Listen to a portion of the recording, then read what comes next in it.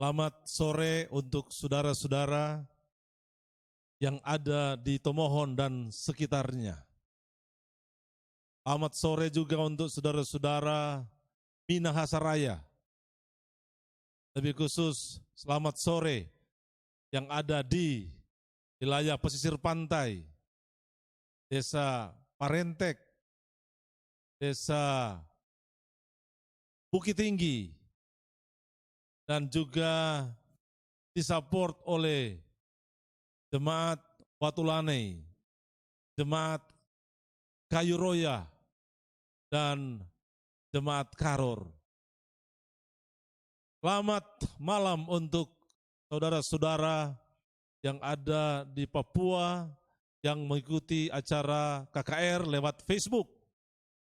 Dan juga selamat pagi untuk saudara-saudara yang ada di luar negeri yang mengikuti melalui Facebook, lebih khusus yang ada di Amerika. Apa kabar saudara-saudara malam ini?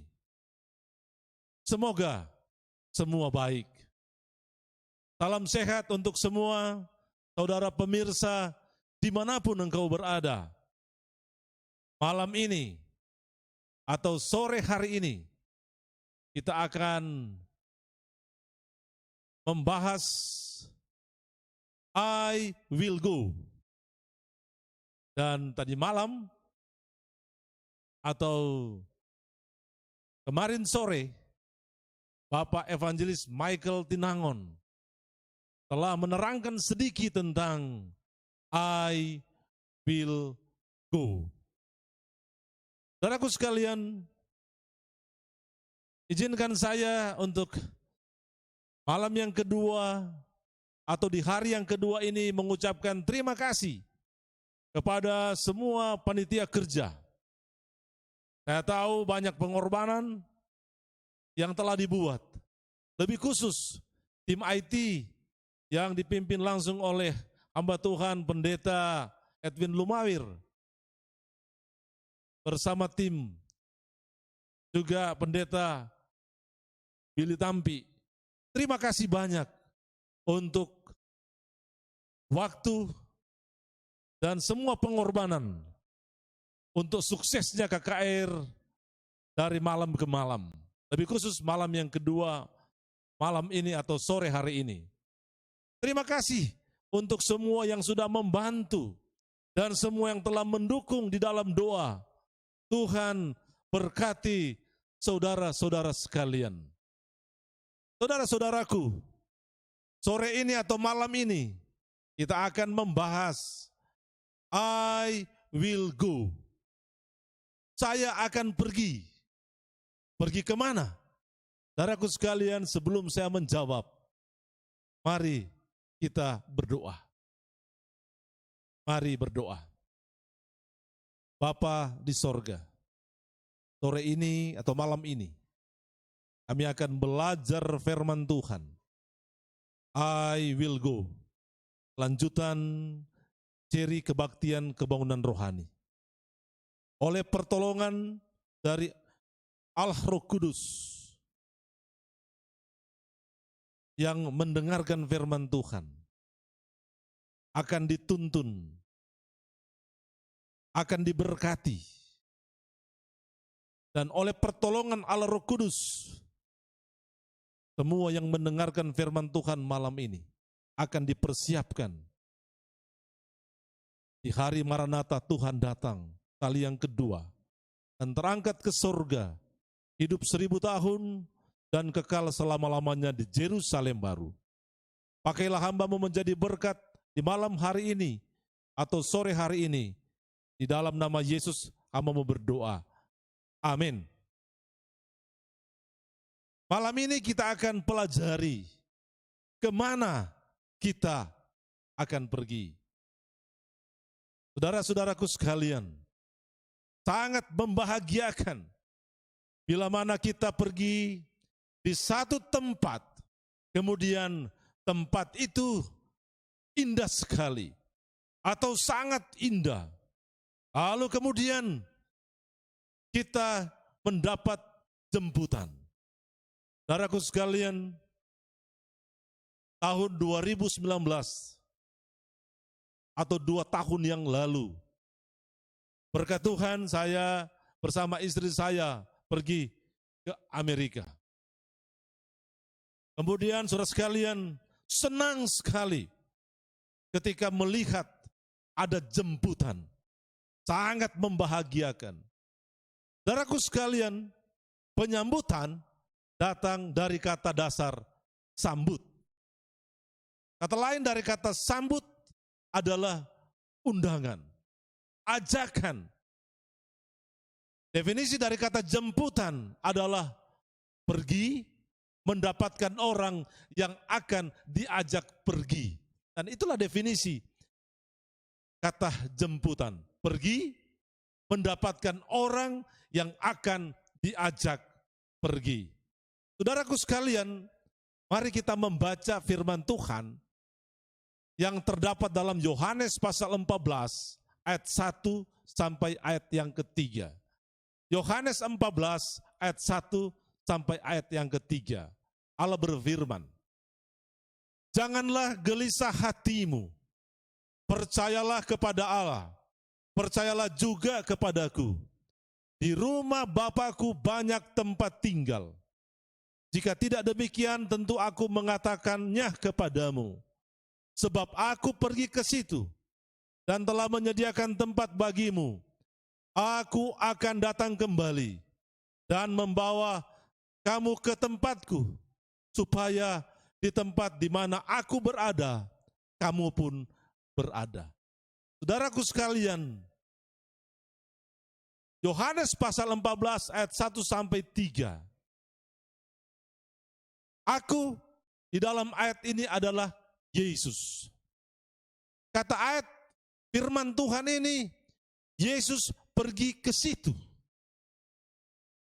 Kemana saudaraku sekalian? Ke surga. Dan sesudah dia menyediakan tempat, kata firman Tuhan, yaitu surga, aku akan datang kembali dan membawa saudara dan saya ke tempat yang Tuhan sediakan bagi kita. Karena kata firman Tuhan, di tempat di mana aku atau Yesus berada, kamu pun berada. Ayat ini saudaraku sekalian, ketika Yesus akan berpisah dengan murid-muridnya, murid-murid Tuhan Yesus sangat gelisah. Oleh karena Yesus akan pergi. Kemudian saudaraku sekalian, kata Yesus kepada murid-murid yang sangat sedih pada waktu itu, "Aku pergi." Kata Yesus, Yesus pergi untuk sediakan tempat bagi mereka. Kenapa demikian saudaraku sekalian? Saya hamba Tuhan mau katakan sesuatu. Inilah kasih yang luar biasa dari Yesus Kristus. Kemarin sore atau tadi malam kita sudah mempelajari siapa sesungguhnya tentang Yesus yang dibahas oleh evangelis Michael Tinang. Dia telah menggambarkan bagaimana Yesus Kristus atau Allah kita. Dan saudaraku sekalian, Yesus pergi menyediakan tempat oleh karena dia mengasihi kita. Mengapa? Oleh karena dunia ini, saudaraku sekalian, sudah jatuh ke dalam dosa. Dunia ini tidak lagi aman dan nyaman untuk ditinggali. Kita sementara dalam pergumulan virus corona atau COVID-19. Benar-benar memang dunia ini tidak aman lagi untuk ditinggali. Tidak nyaman untuk ditinggali. Saudaraku sekalian, kita semua merasa khawatir. Dan bukan khawatir, banyak menjadi takut menghadapi virus yang sangat mematikan ini. Inilah pergumulan kita. jelas memang kita sudah hidup di dunia yang tidak lagi aman dan nyaman untuk ditinggali. Saya tidak tahu sampai kapan mau berhenti. Kalau boleh akan berhenti, tapi saudaraku sekalian, tadi malam atau kemarin sore kita sudah mendengar firman Tuhan. Menjelang kedatangan Yesus, bahwa semakin kita mengalami masa sukar, itulah yang akan terjadi sebelum Dia akan menjemput saudara dan saya. Penderitaan silih berganti. Inilah yang kita alami saat ini. Saudaraku sekalian, banyak air mata diakibatkan kematian. Puji Tuhan saudaraku sekalian. Haleluya. To God be the glory. Oleh karena kita akan dijemput dan akan diajak pergi ke tempatnya. Aku akan pergi, saudaraku sekalian. Saudaraku pemirsa, dimanapun Anda berada, Tuhan kita, Yesus Kristus, akan menjemput kita. Dan bukan hanya menjemput, tapi akan mengajak kita pergi. Dan saudaraku sekalian, ini yang perlu saya katakan. Penjemputan ini sangatlah istimewa. Dan bukan hanya istimewa, sungguh luar biasa penjemputan ini. Mari kita baca di dalam Alkitab. Matius pasal 25 ayat 31.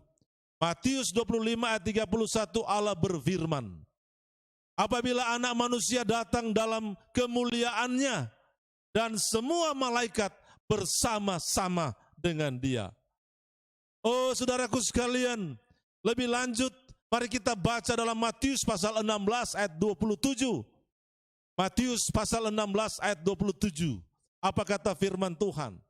Sebab anak manusia akan datang dalam kemuliaan Bapanya, diiringi malaikat-malaikatnya. Pada waktu itu ia akan membalas setiap orang menurut perbuatannya. Bukankah ini istimewa saudaraku sekalian? Bukankah ini luar biasa? Oleh karena penjemputan kepada kita sekalian akan diiringi oleh malaikat-malaikatnya. Luar biasa. Sangat membahagiakan. Jadi kita akan dijemput oleh Yesus Kristus, Tuhan kita, Allah kita, dan malaikat-malaikatnya. Sungguh luar biasa penjemputan ini. Lalu saudaraku sekalian, pertanyaan yang penting adalah, dibawa kemana? Dibawa kemana saudaraku sekalian sesudah kita dijemput? Yohanes 14 ayat 1 sampai 3. Ke tempat dari Yesus Kristus. Di mana tempat itu? Saudaraku sekalian, tempat itu surga. Tempat itu di dunia baru. Saudaraku sekalian, istilah dunia baru yaitu pengungkapan baik kelanjutan dengan perbedaan dari dunia yang ada sekarang. Itulah dunia baru. Dalam khayal Petrus dan Yohanes, mereka melihat dunia yang sudah tua dibasuh dengan api dari segala noda dan kemudian dibaharui. Mari kita lihat di dalam Alkitab. 2 Petrus 3 ayat 10. Tetapi hari Tuhan akan tiba seperti pencuri. Pada hari itu, kata firman Tuhan, langit akan lenyap dengan gemuruh yang dahsyat dan unsur-unsur dunia akan hangus dalam nyala api, dan bumi dan segala yang ada di atasnya akan hilang lenyap. Wahyu 21 ayat 1 sampai ayat yang kedua. Apa firman Tuhan katakan? Lalu aku melihat langit yang baru dan bumi yang baru. Sebab langit yang pertama dan bumi yang pertama telah berlalu. Dan laut pun tidak ada lagi. Dan aku melihat kota yang kudus, Yerusalem baru, turun dari sorga, dari Allah yang berhias bagaikan pengantin perempuan yang berdandan untuk suaminya. Jadi, kemana kita akan pergi ketika kita mendengar, ketika kita membaca dari ayat firman Tuhan? Jawaban Tuhan adalah ke dunia atau Yerusalem baru. Yerusalem baru adalah ibu kota dari dunia baru. Dalam bahasa Ibrani, saudaraku sekalian, Yerusalem artinya kota damai. Yerusalem yang ada di dunia ini jarang atau dapat mempertahankan namanya. Akan tetapi saudaraku sekalian, Yerusalem baru dengan sangat tepat akan memantulkan kenyataan itu. Apa maksudnya ini? Artinya atau yaitu akan sesuai dengan namanya. Yerusalem baru benar-benar kota damai. Dan bukan hanya damai, tetapi saudaraku sekalian, Alkitab telah memberi gambaran kepada kita, bukan hanya damai, tetapi sangatlah indah. Mari kita lihat gambaran secara fisik. Dan itu saudaraku sekalian, Yohanes di dalam kitab Wahyu, yang menggunakan istilah-istilah yang sangat romantik untuk menggambarkan keindahan Yerusalem baru. Kota itu bagaikan pengantin perempuan yang berdandan untuk suaminya. Kita boleh lihat dalam Wahyu pasal 21 dan ayat yang kedua. Mari kita lihat ciri-ciri atau fisik dari kota itu. Yang pertama, cahayanya. Di dunia baru atau Yerusalem baru, tidak ada lorong-lorong gelap. Saudaraku sekalian. Karena tembok-tembok dan jalan-jalannya tembus dengan cahaya. Kemudian saudaraku sekalian, malam tidak ada lagi di sana. Kenapa? Karena tidak ada lagi memerlukan lampu dan cahaya matahari. Mengapa? Oleh karena Tuhan Allah akan meneranginya. Mari kita baca dalam Alkitab, saudaraku sekalian. Wahyu pasal 21 ayat 23. Wahyu pasal 21 ayat 23. Dan kota itu tidak memerlukan matahari, tidak membutuhkan bulan, kata firman Tuhan, untuk menyinarinya. Sebab kemuliaan Tuhan meneranginya dan anak domba itu adalah lampunya. Saudaraku sekalian, Wahyu 21 ayat 25. Wahyu 21 ayat 25. Kata firman Tuhan, dan pintu-pintu gerbangnya tidak akan ditutup pada siang hari, sebab malam tidak akan ada lagi di sana. Kemudian mari kita lihat yang kedua, bangunannya. Apa kata Alkitab atau jawaban Tuhan? Wahyu pasal 21 ayat 11. Jadi bagi Anda yang membawa Alkitab, kita boleh buka sama-sama. Dan bagi Anda yang memiliki mata yang agak terang, boleh melihat langsung lewat layar. Saudaraku sekalian, Wahyu 21 ayat 11. Kota itu penuh dengan kemuliaan Allah dan cahayanya sama seperti permata yang paling indah.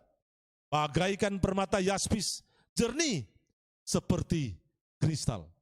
Kemudian Wahyu pasal 21 ayat 18.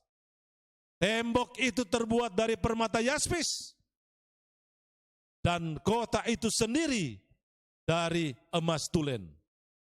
Bagaikan kaca murni. Kemudian saudaraku sekalian, Anda boleh baca dalam Wahyu pasal 21 ayat 19 dan 20. Wahyu pasal 21 ayat 19 dan 20. Ke-12 pintu gerbangnya masing-masing terbuat dari mutiara, menjadi jalan masuk ke dalam kota. Dasar-dasar tembok kota itu dihiasi dengan segala jenis permata. Permata-permata berharga itu bukanlah satu-satunya bahan untuk bangunan kota tersebut. Karena saudaraku sekalian, sebagian besar bangunan kota yang Allah dirikan itu baik gedung serta jalan-jalan terbuat dari emas murni. Sebab Rasul Yohanes menyebutnya emas murni bagaikan kaca bening. Anda boleh mendapatkannya di dalam Wahyu pasal 21 ayat yang ke-18. Kemudian saudara sekalian, yang ketiga, makanan dan persediaan air. Wahyu pasal 22 ayat 1. Lalu ia menunjukkan kepadaku sungai air kehidupan yang jernih bagaikan kristal dan mengalir keluar dari takhta Allah dan takhta anak domba itu. Jadi dari takhta Allah yang terletak di pusat kota itu, saudaraku sekalian, kata firman Tuhan, mengalirlah sungai air kehidupan. Dan ada pohon-pohon kehidupan yang berbuah 12 kali, kata firman Tuhan. Saudaraku sekalian, bagaimanakah keadaan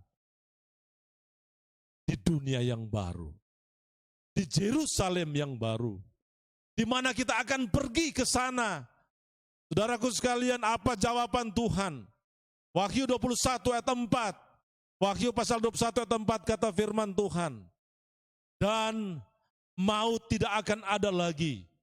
Tidak akan ada lagi perkabungan atau ratap tangis atau duka cita, sebab segala sesuatu yang lama itu telah berlalu. Saudaraku sekalian, inilah keadaan yang sampai hari ini saya rindukan. Saya rindu berada di tempat itu. Dan saudaraku sekalian, hampir setiap minggu saya hadir dalam acara perkabungan. Dan saya sering berkhotbah dan terus berkhotbah. Saudaraku sekalian, saya terus bertanya, sampai kapan keadaan ini? Tapi saudaraku sekalian, aku akan pergi. Aku akan pergi ke surga. Aku akan pergi di dunia baru. Aku akan pergi di Yerusalem baru. Dan saudaraku sekalian, tidak akan ada lagi perkabungan di dunia yang baru. Tidak ada lagi ratap tangis di Yerusalem yang baru. Saya rindu keadaan itu akan terjadi. Saudaraku sekalian, oleh karena firman Tuhan, sebab segala sesuatu yang lama itu telah berlalu. Lebih istimewa saudaraku sekalian, lebih menggembirakan oleh karena saya akan bertemu dengan orang tua yang sudah berpisah dengan saya. Saya rindu bertemu dengan mereka. Dunia ini telah jatuh ke dalam dosa. Setelah dipisahkan dengan saudara-saudara kita yang kita kasih. Dengan orang tua kita. Namun kita bersyukur, saya akan pergi, saya akan dijemput, dan penjemputan penuh dengan kemuliaan. Sungguh luar biasa, sangat istimewa penjemputan itu. Kita akan dibawa ke Yerusalem baru, kita akan dibawa ke dunia baru, kita akan dibawa ke surga.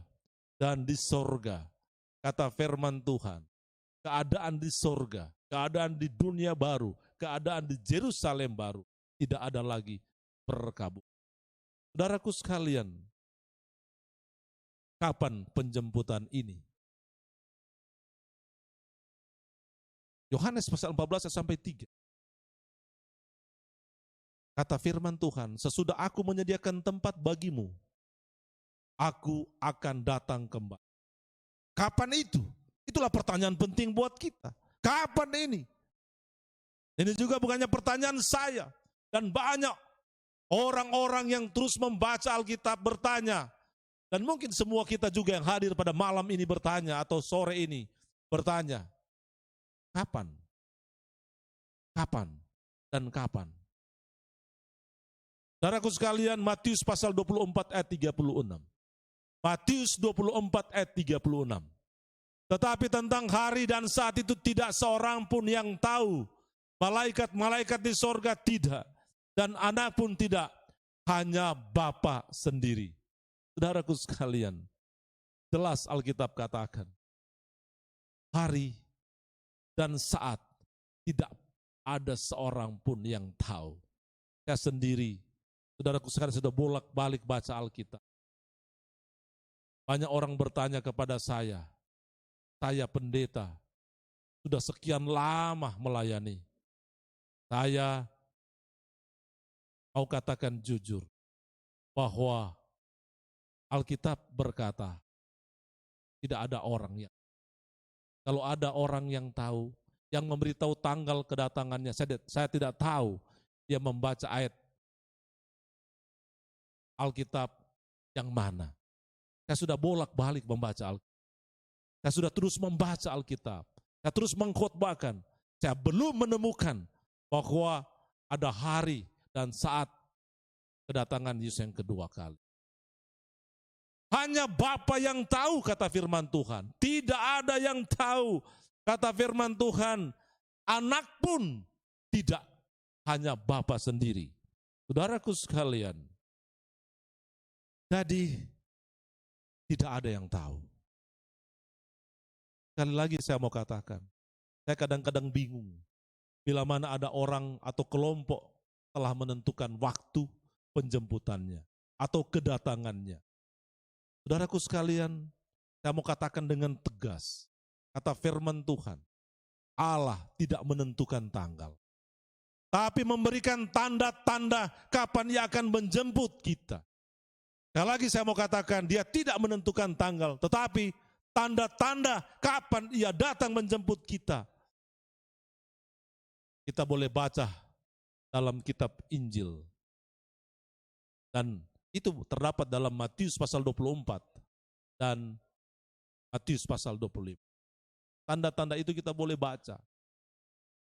Dan sebelum kita tidur malam ini, saya sebagai hamba Tuhan mau mengajak supaya membaca Matius pasal 24. Membaca Matius pasal 25.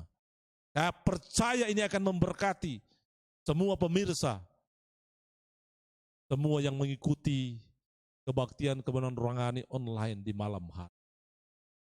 Saudaraku sekalian, apa maksud Tuhan untuk tidak memberitahu tanggal kedatangannya? Ini penting juga buat kita. Kenapa Tuhan tidak kasih tahu tanggal kedatangannya? Supaya kita bersedia setiap saat. Setiap saat kita harus bersedia.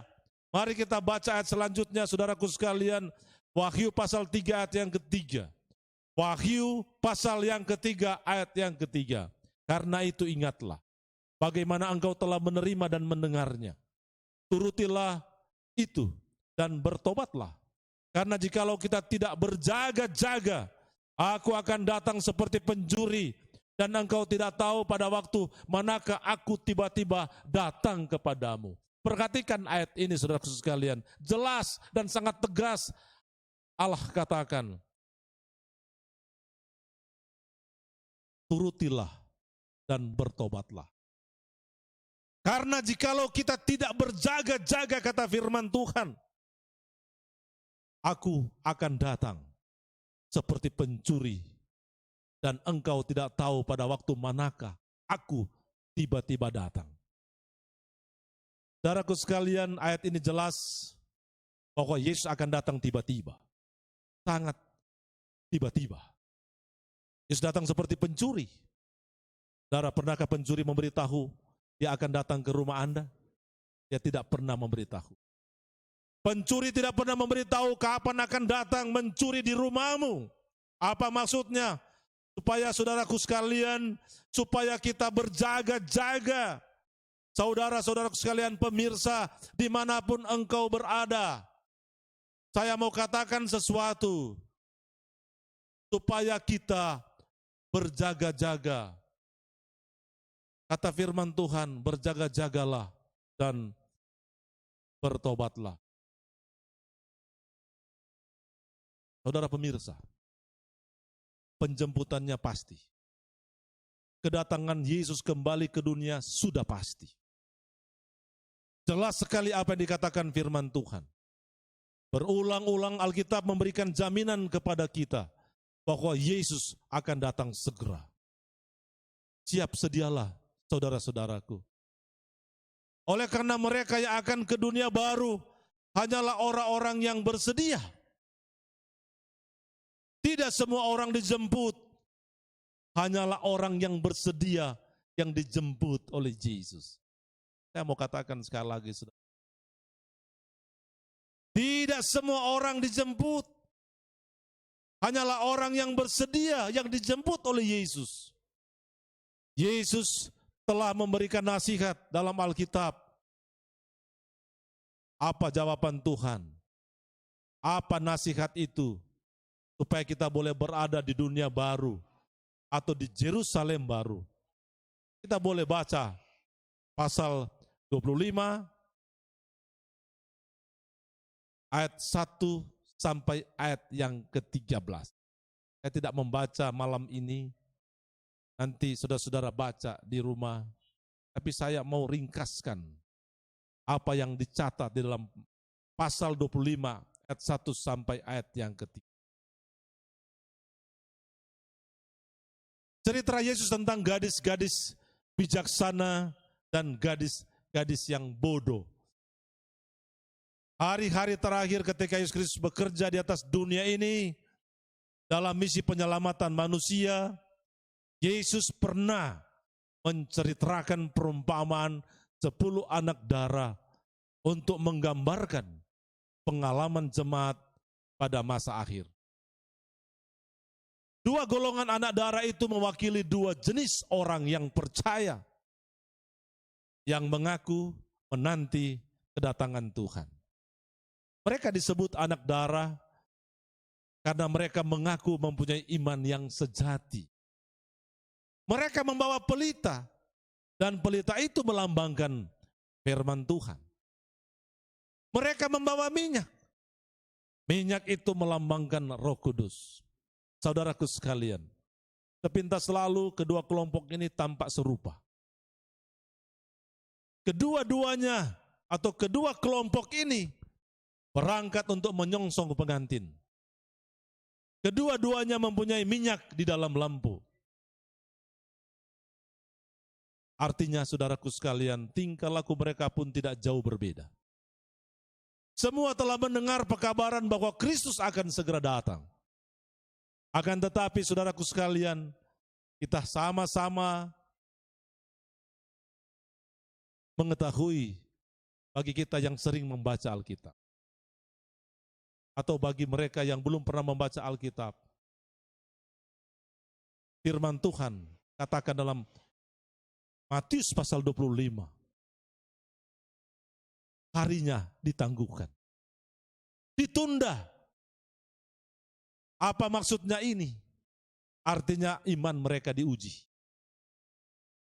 Tiba-tiba saudaraku sekalian, di dalam cerita perumpamaan atau perumpamaan yang dikatakan di dalam firman Tuhan, Matius pasal 25, tiba-tiba di tengah malam, apa yang terjadi? Mereka mendengar seruan. Apa seruan itu? Mereka mendengar bahwa pengantin atau mempelai datang, song-songlah dia. Saudaraku pemirsa, disinilah terlihat perbedaan antara kedua kelompok ini. Perbedaan ini sangat jelas sekali. Kelompok yang disebut bodoh atau 5 anak darah yang bodoh tidak siap menyongsong mempelai itu.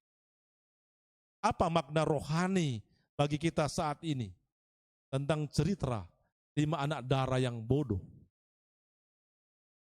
5 anak darah yang bodoh telah puas dengan pekerjaan yang dangkal. Mereka kelihatannya dalam bentuk yang baik, tetapi saudaraku sekalian kosong dari kuasa Allah. Mereka menghormati kebenaran atau menghormati firman Tuhan, tetapi mereka melalaikan minyak. Jelaskan pelita dan minyak dalam bentuk lambang. Minyak lambang Roh Kudus. 5 anak darah yang bodoh ini karena melalaikan Roh Kudus, maka mereka tidak dimeteraikan Anda boleh membaca di dalam Wahyu pasal 7 ayat 1 sampai 3.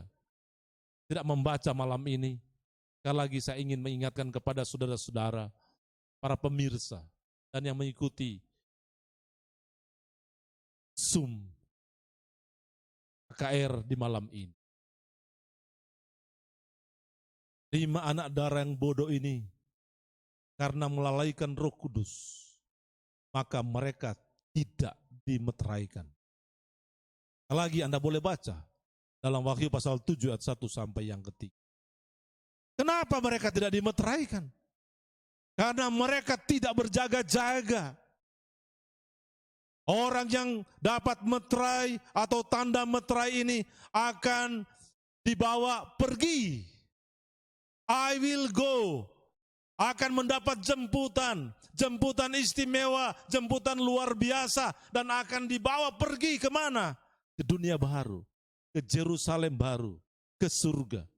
Tatkala pengantin tiba, hanya mereka yang siap sedia, yang masuk bersama dia ke pesta perjamuan kawin itu, kata firman Tuhan. Akhirnya saudaraku sekalian, anak darah yang bodoh pergi membeli minyak, lalu kembali dan berseru-seru. Anda boleh lihat Matius pasal 25 ayat 11 dan 12. Kemudian datang juga gadis-gadis yang lain itu dan berkata, Tuan, Tuan, bukakanlah kami pintu. Tetapi ia menjawab, aku berkata kepadamu sesungguhnya, aku tidak mengenal kamu. Tragis saudaraku sekalian. Itulah sebabnya sangat penting berjaga-jaga. Supaya kita boleh mendapat penjemputan yang istimewa. Supaya kita boleh I will go. Kita akan pergi ke saudaraku, betapa malangnya jika Kristus kembali ke dunia ini atau menjemput kita, kemudian Yesus akan berkata kepada kita seperti kata-kata yang dia katakan dalam firman Tuhan yang baru saja kita dengar, aku tidak mengenal kamu. Tahukah saudara sekalian bahwa pada hari terakhir banyak orang akan berseru? Apa seruan-seruan mereka? Apa seruan-seruan mereka? Mari kita baca dalam Alkitab Matius pasal 7 ayat 22 dan 23. Matius pasal 7 ayat 22 dan 23. Pada hari terakhir, hari di mana Yesus akan menjemput kita. Hari di mana Yesus akan datang kembali. Banyak orang akan berseru kepada Tuhan. Kepadaku, kata firman Tuhan. Tuhan, Tuhan, bukankah kami bernubuat demi namamu, dan mengusir setan demi namamu, dan mengadakan banyak mujizat demi namamu juga. Pada waktu itulah, aku di sini adalah Yesus. Yesus akan berterus terang, dan berterus terang kepada mereka yang tidak berjaga-jaga, tidak bersedia. Dan apa kata Yesus? Aku tidak pernah mengenal kamu. Menyalah daripadaku, kamu sekalian pembuat kejahatan. Anda boleh baca berulang kali, Matius 7 ayat 22 dan 23.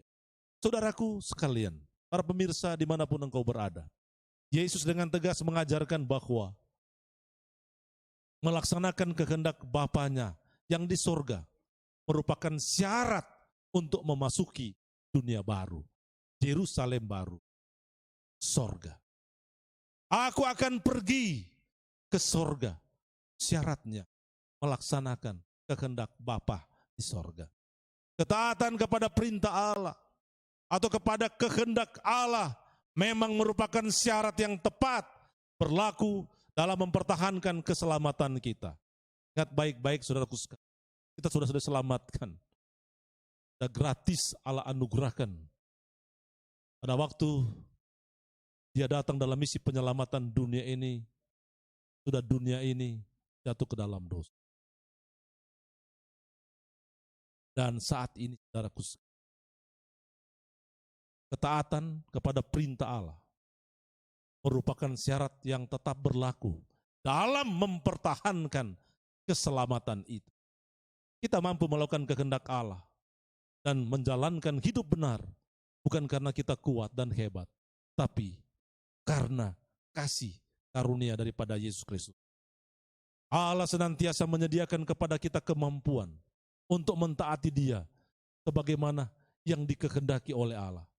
Karena firman Tuhan katakan, mari kita baca firman Tuhan. Filipi 2 ayat 13. Filipi pasal 2 ayat 13. Karena Allah lah yang mengerjakan di dalam kamu, baik kemauan maupun pekerjaan menurut kerelaannya. Kemudian ayat yang berikut. Mazmur 1 ayat 6. Sebab Tuhan mengenal jalan orang benar, tetapi jalan orang fasik menuju kebinasaan. Saya ulangi sekali lagi. Mazmur 1 ayat 6. Sebab Tuhan mengenal jalan orang benar, tetapi jalan orang fasik menuju kebinasaan. Saudaraku sekalian, di dunia yang sudah tua ini, sering terdengar perkataan bahwa segala sesuatu yang baik akan berakhir, tetapi berita yang paling baik di dunia baru itu tidak akan berakhir. Pertentangan besar berakhir sudah, dosa dan orang berdosa sudah tidak ada lagi. Alam semesta sudah bersih. Saudaraku sekalian, denyut harmoni dan kegembiraan mengalun di alam semesta yang luas. Terang dan kesenangan di seluruh ruang dan waktu yang tiada batasnya. Haleluya, puji Tuhan. Wahyu 11 ayat 15. Wahyu 11 ayat 15.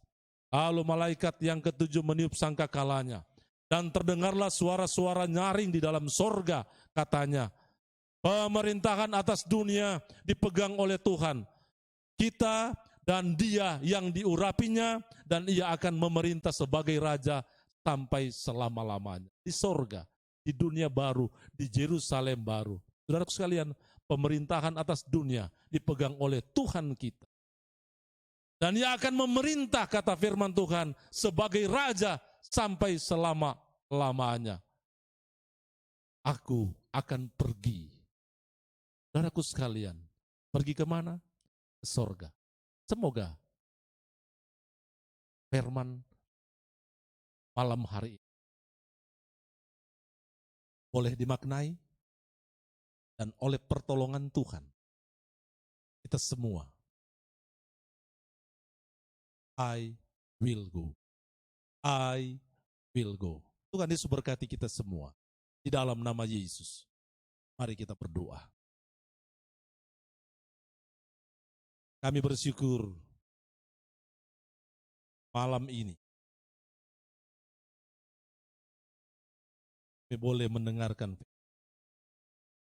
dari seri kebaktian kebaikan rohani, I will go. Malam hari ini kami diingatkan bahwa kami akan pergi ke Tuhan. Kau telah berikan jalan-jalan untuk bagaimana caranya pergi ke sorga. Terima kasih Tuhan. Oleh pertolongan-Mu kami mampu menjalani. Oleh pertolongan-Mu kami taat dan melakukan kehendak Tuhan. Dan Tuhan, diberkatilah semua yang telah mengikuti kebaktian kebaikan rohani sore sampai pada malam ini. Diberkatilah semua yang setia mengikuti kebaktian kebaikan rohani sampai malam yang kedua ini. Dan oleh pertolongan Tuhan tetap sehat dan kuat. Dan oleh pertolongan Tuhan akan kembali, oleh pertolongan Tuhan hadir pada malam atau pada hari yang ketiga untuk kelanjutan pembahasan firman. Terima kasih Tuhan, Engkau yang sudah memulai KKR sore sampai malam ini dengan sungguh amat baik. Dan di akhir dari semuanya terungkaplah segala kemuliaan hanya bagi Tuhan. Dalam nama Yesus kami telah berdoa. Amin. Demikian penyampaian firman Tuhan. Salam sehat untuk semua. Tuhan berkati.